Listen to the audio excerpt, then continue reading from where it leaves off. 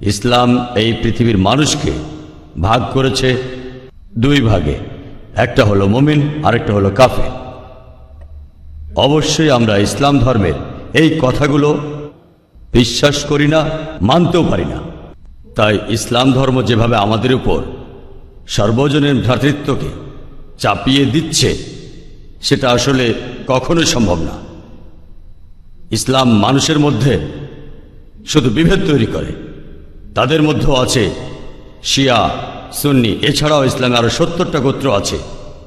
হ্যাঁ, আমি আমার প্রশ্ন করছি, সমস্যা ইসলাম এটা দিতে পারবে না। পৃথিবীতে একমাত্র হিন্দু ধর্মই আমাদের সর্বজনীন ভ্রাতৃত্ব উপহার দিতে পারবে। একাম সত্তা বিপ্রবাহুদা ভেদান্তি, একটু আগে আপনি বললেন। ইসলাম এটা কোনোভাবেই মানে না। গরু হত্যা করছে, কাফির হত্যা করছে, তাদের সম্পত্তি কেড়ে নিচ্ছে, লুট, নারী নির্যাতন। ইসলামই বলে ভ্রাতৃত্ব, তাহলে কিভাবে আসবে? আপনার মুখে ভ্রাতৃত্বের কথা আসলে শুধু শ্লোক নিয়ে খেলা করা। আপনি আসলে হিন্দু ধর্ম বলতে গিয়ে ইসলাম ধর্ম বলে ফেলেছেন। ভাই, আপনি বেশ কিছু মন্তব্য করেছেন। আর ইসলাম বলে ইন্নাল্লাহ মা'আস সাবিরিন, নিশ্চয়ই আল্লাহ তাদের সঙ্গে আছেন যারা ধৈর্যশীল। ভ্রাতৃত্ব বজায় রাখতে গেলে আপনাকে ধৈর্যশীল হতে হবে। ধৈর্যশীল যদি আমরা না হই, তাহলে ভাইয়ের সাথে ভাইয়ের যুদ্ধ লেগে যাবে। ইসলাম বলছে সূরা আল বাকারার 153 নম্বর আয়াতে আছে ইন্নাল্লাহ মা'আস সাবিরিন, নিশ্চয়ই আল্লাহ ধৈর্যশীলদের সঙ্গে আছেন। আর ভ্রাতৃত্ব বজায় রাখতে চাইলে ধৈর্যশীল হতে হবে। আর আমি এখানে উপস্থিত গুরুজনদের শ্রদ্ধা করি। তিনি হয়তো হিন্দু ধর্ম সম্পর্কে ভালো জানেন, তবে দুঃখিত যে আমি তার সঙ্গে একমত নই। ইসলাম সম্পর্কে তার জ্ঞান কিছুটা কম। আর ওনার সাথে আমি একমত যে ইসলাম ধর্মে মানুষকে দুই ভাগে ভাগ করা হয়। একটা হলো যারা বিশ্বাসী মুমিন, আরেক দল হলো কাফির, উনি যেভাবে বললেন। আর প্রত্যেক ধর্মেই দুই প্রকার মানুষ আছে, এমনকি হিন্দু ধর্মেও হিন্দু আর অহিন্দু। খ্রিস্টান ধর্মে খ্রিস্টান আর অখ্রিস্টান, ইহুদি ধর্মে ইহুদি আর নন ইহুদি, ইসলামে মুসলমান আর অমুসলমান। তাহলে ইসলাম আলাদা হলো কি করে? আর আমি এখানে হিন্দু ধর্মের সমালোচনা করব না, আমি সমালোচনা করব না। কিন্তু আজকের এই লেকচারে আমি হিন্দু ধর্ম নিয়ে কথা বলবো, কারণ আমি বিভিন্ন ধর্মের একজন ছাত্র হিসাবে আমি বেদ পড়েছি, আমি উপনিষদ পড়েছি। তবে এখানে ছোট্ট একটা মন্তব্য করি। হিন্দু ধর্মগ্রন্থ বেদে আছে যে এই মানুষ জাতি সৃষ্টি হয়েছে সর্বশক্তিমান ঈশ্বরের 4টি অংশ থেকে। তার মাথা থেকে এসেছে ব্রাহ্মণ, বুক থেকে এসেছে ক্ষত্রিয়, আর উরু থেকে বৈশ্যরা ব্যবসায়ী জাত, আর পা থেকে শূদ্ররা বর্ণপ্রথা।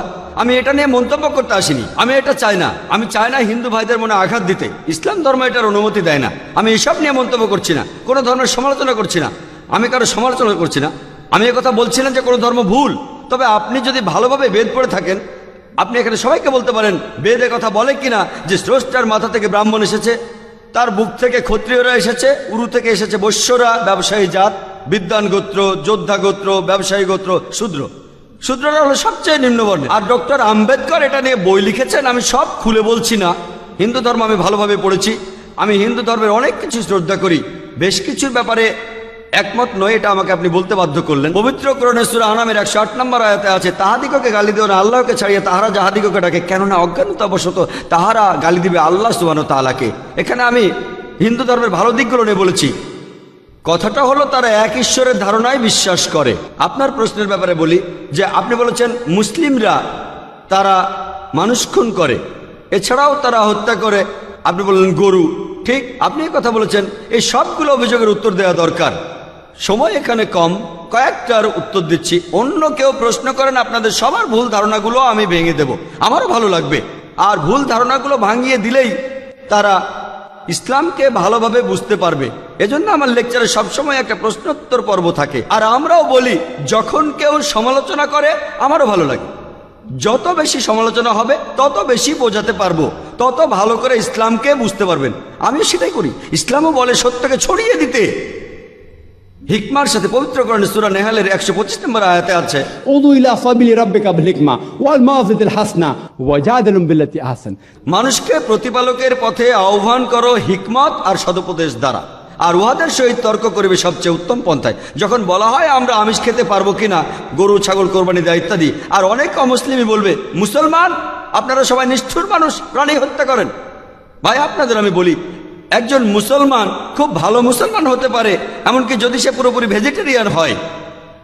এটা বলা হয়নি যে আপনাকে অবশ্যই ভেজিটেরিয়ান হতে হবে ভালো মুসলিম হতে গেলে, কিন্তু পবিত্র কোরআনে অনেকবারই বলা হয়েছে যখন তুমি মাংস খেতে পারো তখন মাংস খাবে না কেন। পবিত্র কোরআনে সূরা মাইদার 1 নম্বর আয়াতে উল্লেখ আছে, বলা হয়েছে যে ইয়া আইয়ুহাল্লাযিনা আমানু, হে মুমিনগণ, তোমাদের অঙ্গীকার পূর্ণ করিবে, আর তোমাদের জন্য কিছু চতুষ্পদ প্রাণীকে হালাল করা হইয়াছে আর কিছু প্রাণী হারাম। পবিত্র কোরআনে সূরা নাহলের 5 নম্বর আয়াতে উল্লেখ আছে যে আল্লাহ চতুষ্পদ জন্তু সৃষ্টি করিয়াছেন যাহাতে তোমরা শীত নিবারণ করিতে পারো এবং উহাতে বহু উপকার রহিয়াছে এবং উহা হইতে তোমরা আহার করিয়া থাকো। পবিত্র কোরআনে সূরা মুমিনুনের 21 নম্বর আয়াতে উল্লেখ আছে তোমরা চতুষ্পদের মাংস আহার করতে পারো।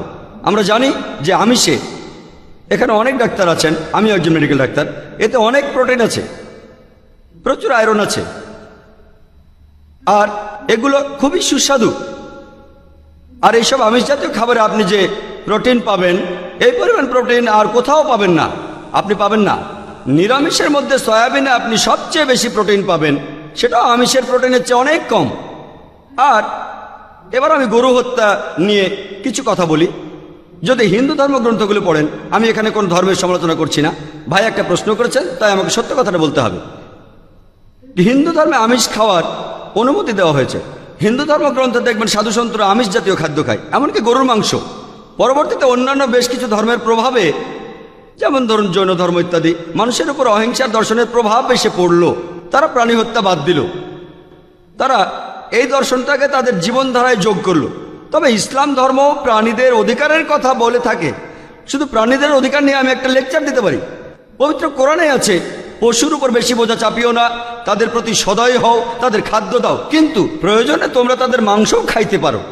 আর যদি আপনি অন্যান্য ধর্মগুলো ভালোভাবে দেখেন, অনেকে আমিষ খেতে বারণ করেছে। এই দর্শনের ভিত্তিটা হলো এই যে আপনি প্রাণী হত্যা করবেন না, কারণ তাদের জীবন আছে, সে কারণে আমিষ খাওয়াটা অন্যায়। আমি এর সাথে একমত।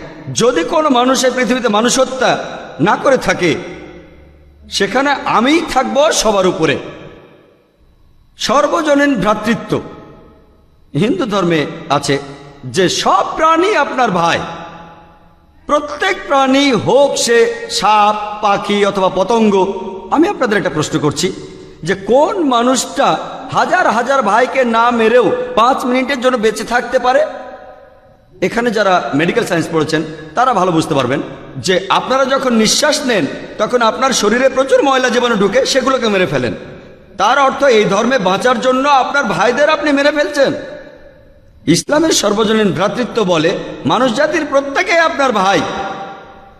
বিশ্বাসের ভ্রাতৃত্বে প্রত্যেক মুসলমানই ভাই ভাই, প্রত্যেক প্রাণীই আমার ভাই নয়। তবে অন্য প্রাণীদের রক্ষা করতে হবে, তাদের ক্ষতি করবেন না, বিনা কারণে তাদের অত্যাচার করবেন না, তবে প্রয়োজন হলে সেগুলোর মাংস খেতে পারেন। ইসলামের সর্বজনীন ভ্রাতৃত্ব বলে মানুষ জাতির প্রত্যেকেই আপনার ভাই। বিশ্বাসের ভ্রাতৃত্বে প্রত্যেক মুসলমানই ভাই ভাই, প্রত্যেক প্রাণীই আমার ভাই নয়। তবে অন্য প্রাণীদের রক্ষা করতে হবে, তাদের ক্ষতি করবেন না, বিনা কারণে তাদের অত্যাচার করবেন না, তবে প্রয়োজন হলে সেগুলোর মাংস খেতে পারেন। তাই যে দর্শন বলে আমিষ খাবার খাওয়া অন্যায়, কারণ এখানে আপনি প্রাণী হত্যা করছেন, বিজ্ঞান প্রমাণ করেছে, এমনকি গাছপালারও জীবন আছে, আপনারা জানেন। তাই এ কথা এখানে খাটছে না যে প্রাণী হত্যা করা অন্যায়। তাই এখন তারা যুক্তিটা পাল্টে বলল যে আচ্ছা, গাছেরও জীবন আছে, তবে তারা ব্যথা অনুভব করে না, তাই গাছ হত্যার চেয়ে প্রাণী হত্যা অনেক বড় অপরাধ। আর আজকের দিনে বিজ্ঞান উন্নত হয়েছে, আমরা জানি গাছও ব্যথা অনুভব করে, এমনকি গাছও কাঁদতে পারে, গাছেরও ভালো লাগতে পারে। তাই গাছ ব্যথা অনুভব করে না, এটা টিকলো না। এখানে ব্যাপারটা হলো যে গাছের কান্না মানুষ শুনতে পায় না, কারণ মানুষ কানে যে শব্দ শোনে সেটা সীমা 20 সাইকেল পার সেকেন্ড থেকে 20,000 সাইকেল পার সেকেন্ড। এই সীমার মধ্যে কিছু হলে মানুষ সেটা শুনতে পায়, এই সীমার নিচে বা উপরে মানুষ কিছু শুনতে পায় না। যেমন ধরুন কেউ যদি ডগ হুইসেল বাজায়, ডগ হুইসেল চেনেন, যেটাকে বলে সাইলেন্ট ডগ হুইসেল। যখন কেউ এই হুইসেল বাজায়, এটা সীমা হচ্ছে 20,000 সাইকেল পার সেকেন্ডের উপরে, 40,000 সাইকেল পার সেকেন্ডের নিচে। কুকুর 40,000 সাইকেল পার সেকেন্ড পর্যন্ত শুনতে পায়। তাই কেউ যদি হুইসেল বাজায়, কুকুর হুইসেলটা শুনতে পারে কিন্তু মানুষ শুনতে পায় না, এটাকে বলা হয় সাইলেন্ট ডগ হুইসেল। একইভাবে গাছপালার যে কান্নাকাটি আমরা মানুষরা কিছুই শুনতে পাই না, তবে গাছও কাঁদে, তারাও ব্যথা অনুভব করে। আমাদের একজন ভাই বললেন, যিনি বিষয়টা নিয়ে বেশ তর্ক করছিলেন, আর আমাকে বললেন, ভাই জাকির, আপনার কথা আমি মেনে নিলাম যে গাছপালারও জীবন আছে, তারাও ব্যথা অনুভব করে, তবে আপনি কি জানেন যে গাছের দুটো ইন্দ্রিয় কম আছে, তাদের তিনটা ইন্দ্রিয় আছে, পশু পাখির ইন্দ্রিয় আছে 5টি। তাই গাছপালা হত্যার চেয়ে পশু হত্যা করা অনেক বড় অন্যায়। আমি তাকে বললাম যে ভাই, ধরুন আপনার একজন ছোট ভাই আছে, সে ছোটবেলা থেকে বোবা আর কালা, দুটো ইন্দ্রিয় কম, সে বড় হওয়ার পরে কেউ একজন তাকে খুন করে ফেললো, আপনি কি বিচারককে বলবেন, ও মাই লর্ড, এই খুনিকে কম শাস্তি দিন কারণ আমার ভাইয়ের দুটো ইন্দ্রিয় কম ছিল, এই কথাই বলবেন? আপনি বলবেন, ও মাই লর্ড, তাকে দ্বিগুণ শাস্তি দিন কারণ সে একজন নিষ্পাপ মানুষকে হত্যা করেছে।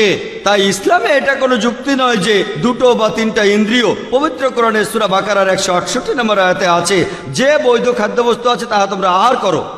তার অর্থ যেগুলো বৈধ আর হালাল খাবার সেগুলো খেতে পারো। আর এ কারণে আপনারা দেখতে পাবেন যে গবাদি পশু, আল্লাহ সুবহানাহু ওয়া তাআলার ইচ্ছায় গবাদি পশু বংশ বিস্তার করে বেশ তাড়াতাড়ি, মানুষ এবং অন্যান্য পশুর তুলনায় বেশ তাড়াতাড়ি দ্রুত বংশ বিস্তার করে।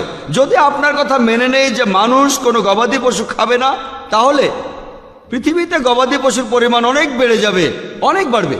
আর বললেন গরু হত্যা করা, এ নিয়ে বই লিখেছেন মৌলানা আব্দুল করিম পারেক। গো হত্যা, গরু কোরবানি কে জন্য দায়ী? যদি ভালোভাবে দেখেন, যারা চামড়া নিয়ে ব্যবসা করে, গরুর চামড়া মুসলিম অমুসলিম উভয়ই আছে, চামড়া, গরুর চামড়া, তারা এটা করে। তাই এটা থেকে যারা উপকার পাচ্ছে এই গোহত্যা থেকে, তাদের মধ্যে মুসলিমদের চেয়ে অমুসলিমরাই বেশি।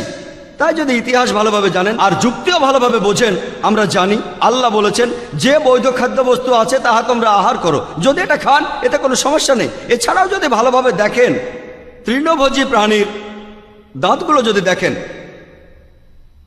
গরু, ছাগল, ভেড়া, তারা শুধু শাকসবজি খায়, তাদের দাঁতগুলো সব সমান। যদি আপনারা মাংসাশী প্রাণীর দাঁতগুলো ভালোভাবে খেয়াল করেন, সিংহ, বাঘ, চিতাবাঘ, তাদের দাঁতগুলো খুব সুচালো, তারা শুধু মাছ মাংস খায়। যদি আপনি মানুষের দাঁত দেখেন, আয়নায় আপনার নিজের দাঁত দেখতে পারেন, আমাদের সুচালো দাঁত আছে, সমান দাঁতও আছে।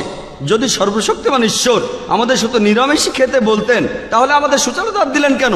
কেন? আমিষ খাওয়ার জন্য। যদি আপনারা তৃণভোজী প্রাণীদের পরিপাকতন্ত্র ভালোভাবে খেয়াল করেন, গরু, ছাগল, ভেড়া, তাদের পরিপাকতন্ত্র শুধু নিরামিষই হজম করতে পারে। মাংসাশী প্রাণীগুলোর পরিপাকতন্ত্র, বাঘ, সিংহ, চিতাবাঘ, তারা শুধুমাত্র আমিষ হজম করতে পারে। আর আমাদের মানুষের পরিপাকতন্ত্র আমিষ নিরামিষ দুটোই হজম করতে পারে। যদি সর্বশক্তিমান ঈশ্বর আমাদের শুধু নিরামিষই খেতে বলতেন, তাহলে কেন এমন পরিপাকতন্ত্র দিলেন যেটা আমিষ নিরামিষ দুটোই হজম করতে পারে? তাই বিজ্ঞান নিয়ে যদি পরীক্ষা করেন, সৃষ্টিকর্তা আমাদের আমিষ নিরামিষ দুটোই খাওয়ার অনুমতি দিয়েছেন। আশা করি উত্তরটা পেয়েছেন। যদি আপনার অন্য কোনো প্রশ্ন, কোনো ভুল ধারণা থাকে, আমি আনন্দের সাথে তার উত্তর দেব। একবারে একটা ধারণা বলবেন যাতে আমি তা দূর করার সময় পাই। আপনাকে ধন্যবাদ।